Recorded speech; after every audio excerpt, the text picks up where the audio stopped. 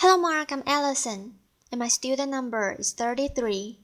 Today I'm going to read the speech, My Green School Dream, given by John Hardy, and I'm sophomore. John Hardy, My Green School Dream. I grew up in a very small village in Canada, and I'm an undiagnosed dyslexic. I had a really hard time in school. In fact, my mother told me eventually that I was the little kid in the village who cried all the way to school. I ran away. I left when I was 25 years old to go to Bali, and there I met my incredible wife, Cynthia, and together, over 20 years, we built an amazing jewelry business. It was a fairy tale, and then we retired. Then she took me to see a film that I really didn't want to see. It ruined my life. Laughter. The Inconvenient Truth, and Mr. Gore. I have 4 kids, and even if part of what he says is true, they're not going to have the life that I had. And I decided at that moment that I would spend the rest of my life doing whatever I could to improve their possibilities. So here's the world, and here we are in Bali. It's a tiny little island, 60 miles by 90 miles. It has an intact Hindu culture. Cynthia and I were there. We had had a wonderful life there, and we decided to do something unusual. We decided to give back locally. And here it is. It's called the Green School.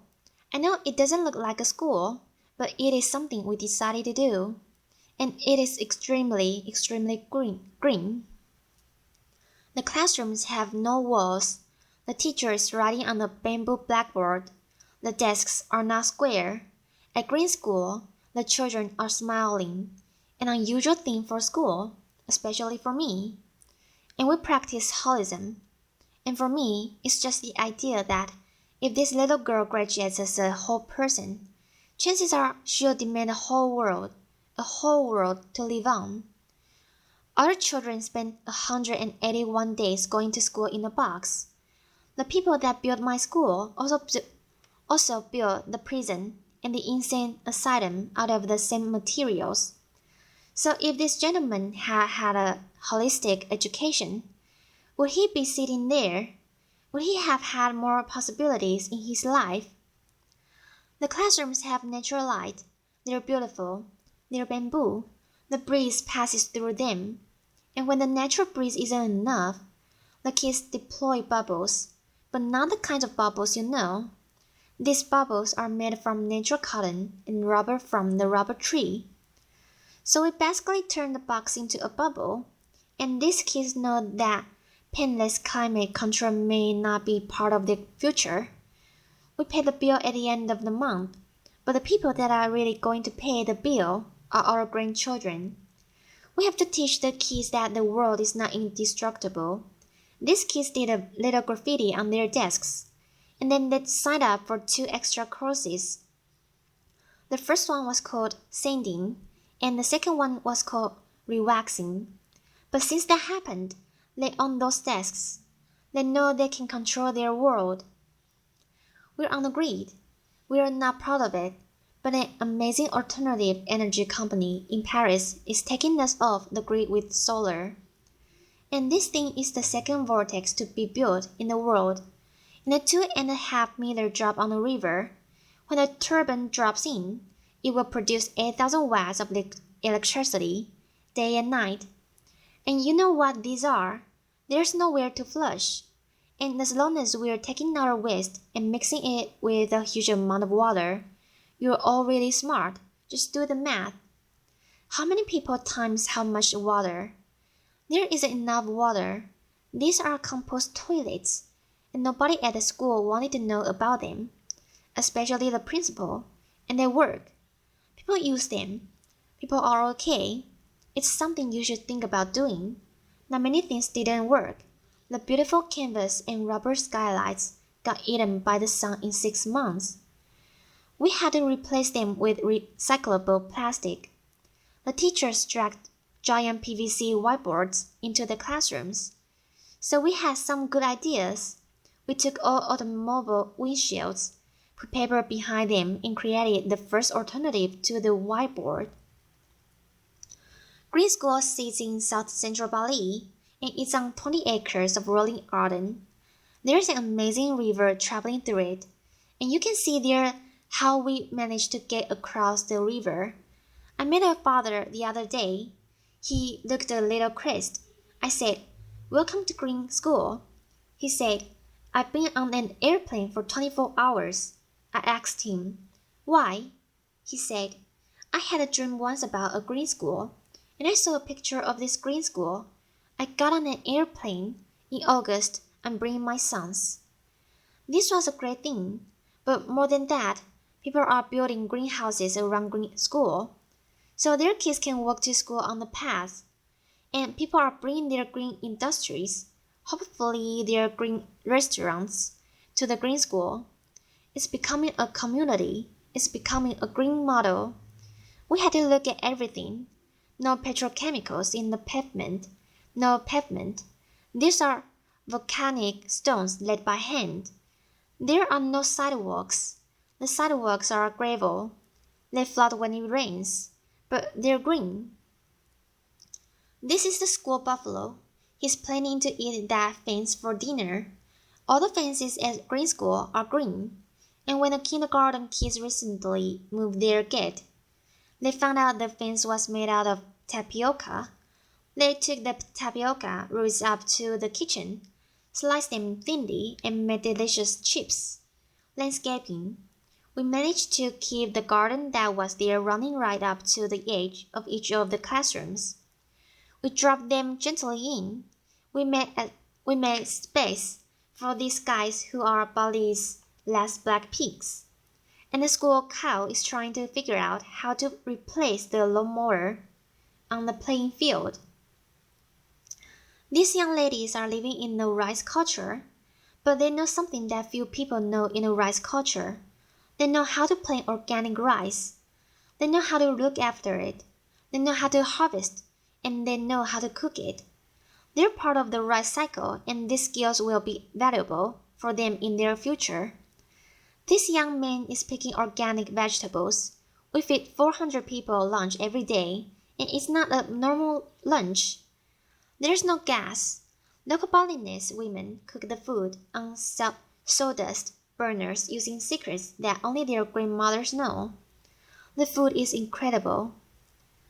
Green School is a place of pioneers, local and global, and it's a kind of microcosm of the globalized world. The kids are from 25 countries. When I see them together, I know that they're working out how to live in the future. Green School is going into its third year with 160 children. It's a school where you do learn reading, one of my favorites, writing. I was bad at it. Arithmetic. But you also learn other things. You learn bamboo building. You practice ancient Balinese arts. This is called mud wrestling in the rice fields. The kids love it. The mothers are quite convinced. Laughter. We've done a lot of outrageous things in our lives, and we said, okay, local. What does local mean? Local means that 20% of the population of the school has to be Balinese, and this was a really big commitment, and we were right, and people are coming forward from all over the world to support the Balinese Scholarship Fund, because these kids will be Bali's next green leaders. The teachers are as diverse as the student body. And the amazing thing is that volunteers are popping up. A man came from Java with a new kind of organic agriculture. A woman came from Africa with music. And together these volunteers and the teachers are deeply committed to creating a new generation of global green leaders. The Green School effect, we don't know what it is. We need someone to come and study it. But what's happening are learning. Different kids dyslexic. We've renamed them prolexic, are doing well in these beautiful, beautiful classrooms, and all the kids are thriving. And how did we do all this? On giant grass, it's bamboo, It comes out of the ground like a train. It grows as high as a coconut tree in 2 months, and 3 years later it can be harvested to build buildings like this. It's as strong and dense as thick, and it will hold up any roof. When the architects came, they brought us these things, and you've probably seen things like this. The yellow box was called the administration complex. Laughter. We squashed it. We rethought it. But many we renamed it the heart of school. And that changed everything forever. It's a double helix. It has the administrators in it and many, many other things. And the problem of building it, when the Balinese workers saw long reams of planes, they looked at them and said, "What's this?" So we built big models. We had them engineered by the engineers. And Balinese carpenters like this measured them with their bamboo rulers, selected the bamboo and built the buildings using age-old techniques, mostly by hand. It was chaos, and the Balinese carpenters want to be as modern as we do. So they used metal scaffolding to build the bamboo building. And when the scaffolding came down, we realized that we had a cathedral to green, and a cathedral to green education. The heart of school has 7 kilometers of bamboo in it. From the time the foundations were finished, in 3 months it had roofs and floors. It may not be the biggest bamboo building in the world, but many people believe that it's the most beautiful. Is this doable in your community? We believe it is. Green School is a model we built for the world. It's a model we built for Bali. And you just have to follow these simple rules. Be local. Let the environment lead, and think about how your grandchildren might build. So, Mr. Gore, thank you. You ruined my life, but you gave me an incredible future. And if you're interested in being involved in finishing Green School and building the next 50 around the world, please come and see us. Thank you. Applause. Thank you, Mark.